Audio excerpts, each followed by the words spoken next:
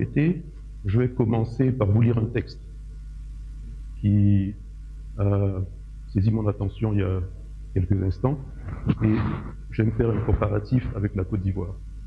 Il s'agit du Ghana. Une tribune écrite par Pierre Jacquemot et qui dit ceci. Donc c'est juste un extrait que je vais vous lire. L'alternance politique est un phénomène suffisamment exceptionnel en Afrique pour que le cas du Ghana mérite d'être souligné. Sur les 200 chefs d'État qui se sont succédés sur le continent africain depuis 1960, une vingtaine seulement ont quitté le pouvoir volontairement, et sur ce nombre, la moitié l'ont fait dans le cadre d'une transition démocratique.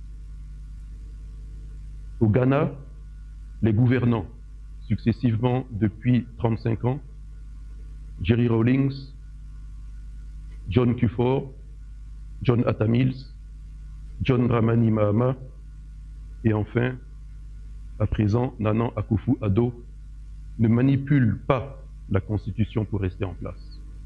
Et quand ils sont battus, ils abandonnent la place avec l'élégance des chefs traditionnels destitués par les cadets. Alors je poursuis. Selon l'Afro-Barometer Survey, plus de 80% des Ghanéens estiment que la démocratie est préférable à n'importe quelle autre forme de gouvernement. La vitalité démocratique trouve diverses formes d'expression et le pays présente beaucoup d'avantages appréciables. Pas d'élections truquées ou suspectes, pas d'exclusion dans la fonction publique ou l'université sur des critères ethniques ou religieux, pas d'atteinte à l'indépendance de la justice, pas d'instrumentalisation des règles de citoyenneté par les politiciens pour évincer des opposants ou des groupes de la vie politique, aucun prisonnier politique dans les geôles du pays.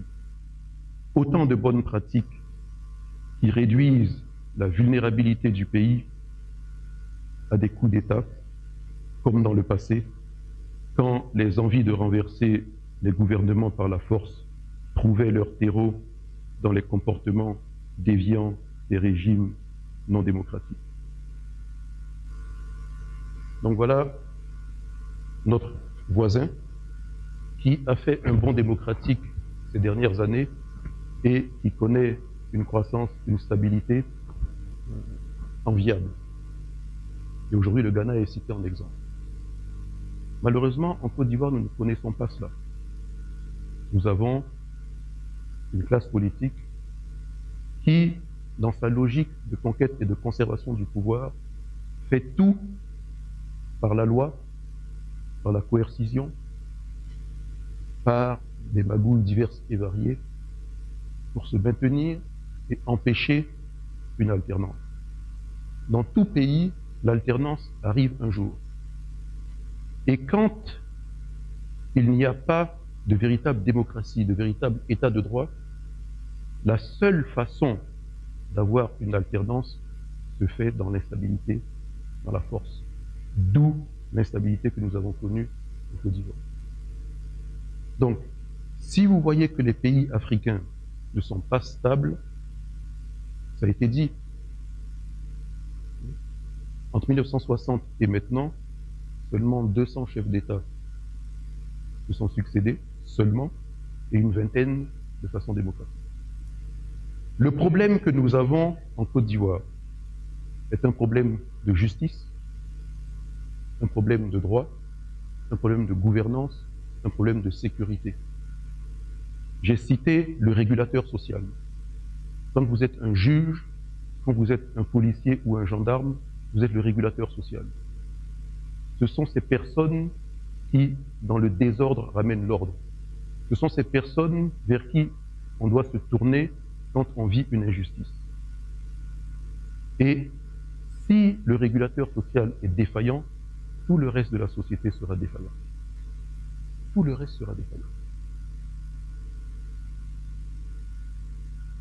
Pendant la crise, j'avais lu un discours du président Laurent Gbagbo, et la chose la plus vraie qu'il ait dit, c'était la guerre en Côte d'Ivoire est la résultante de la mauvaise gouvernance généralisée depuis plusieurs années.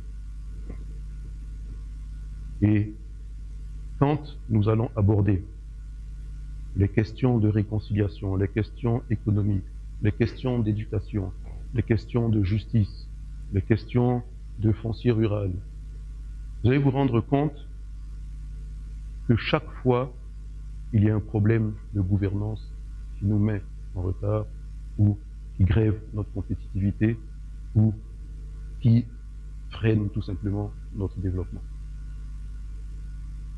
La Côte d'Ivoire,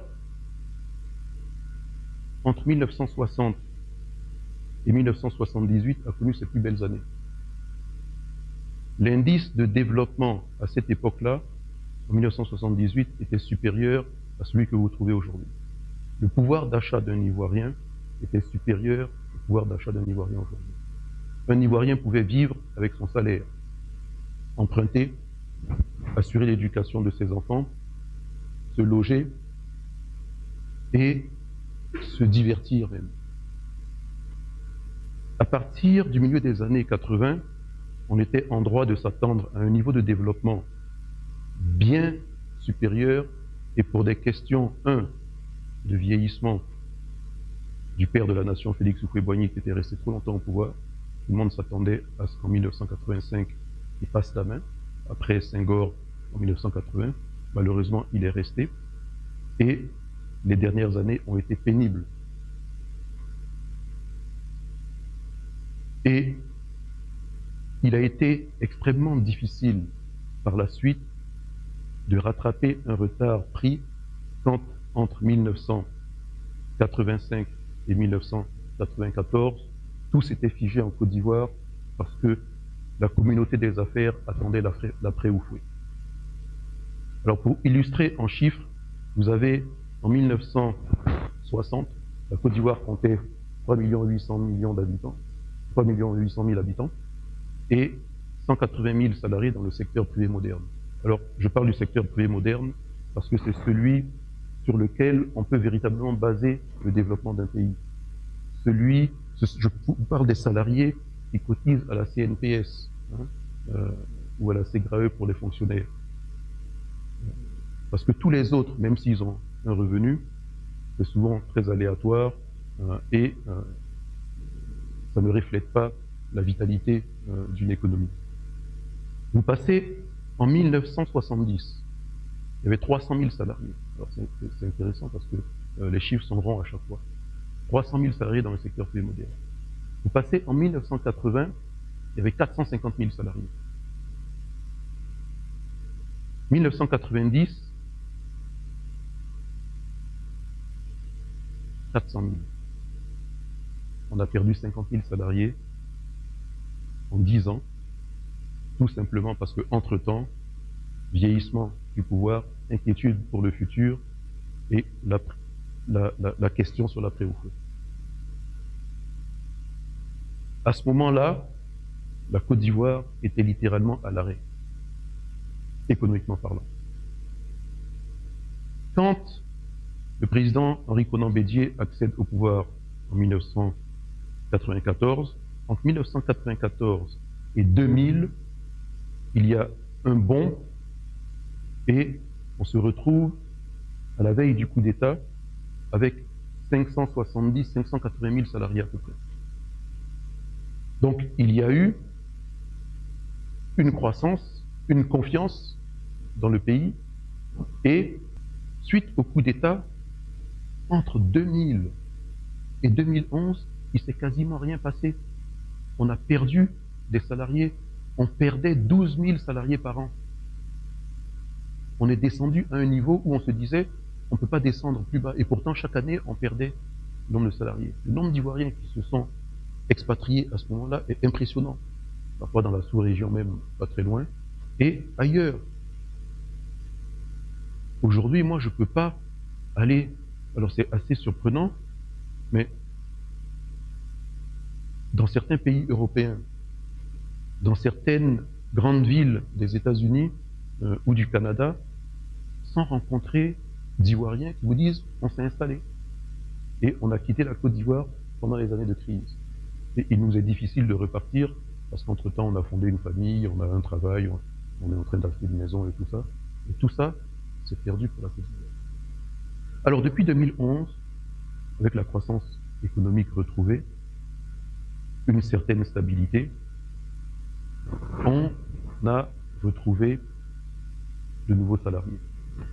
Mais dites-vous que nous sommes plus de 23 millions d'habitants en Côte d'Ivoire. Je vous ai parlé de 3 800 000 en 1960. Quand on était en 1980, on était une dizaine de millions à peu près. 16 millions au milieu des années 90. Aujourd'hui, on est à 23, 24 millions.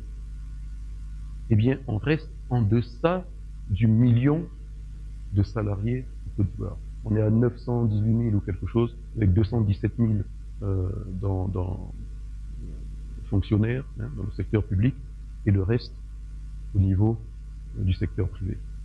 C'est insuffisant. Pour avoir une économie solide, c'est insuffisant. Pour baser un développement, c'est insuffisant. Or, on ne peut atteindre un développement que si on a une masse critique de classe moyenne avec un pouvoir d'achat suffisamment fort pour stimuler une consommation et une économie locale. Autrement, nous vivons de rentes, d'aides et de programmes d'ajustement. Et je pense foncièrement que la Côte d'Ivoire peut assumer son processus de développement. Elle en a la capacité, elle en a le potentiel, elle en a les moyens. Il suffit d'une chose, la stabilité, la bonne gouvernance. Je vais terminer en disant, il y a un ambassadeur qui, en quittant la Côte d'Ivoire, m'a rendu visite. Et il m'a dit, ce pays fait de la peine, parce que quand je le regarde, je me dis, si vous faites bien les choses à hauteur de 30%, vous êtes parti. Je lui dis, Excellence, vous exagérez un peu, 30%, c'est fort. Il me dit non. Vous savez, moi je viens d'un pays où on voit tellement de choses passer venant de chez vous que je peux vous dire que vous n'êtes même pas à 10% de bonne gouvernance. Vous êtes en train de vous autodétruire et ça me fait de la peine pour vous. Rattrapez uniquement la gouvernance et vous allez pouvoir vous en sortir. Alors on peut aborder tous les sujets. Le principal souci que nous avons est un souci de gouvernance. Donc je vous remercie.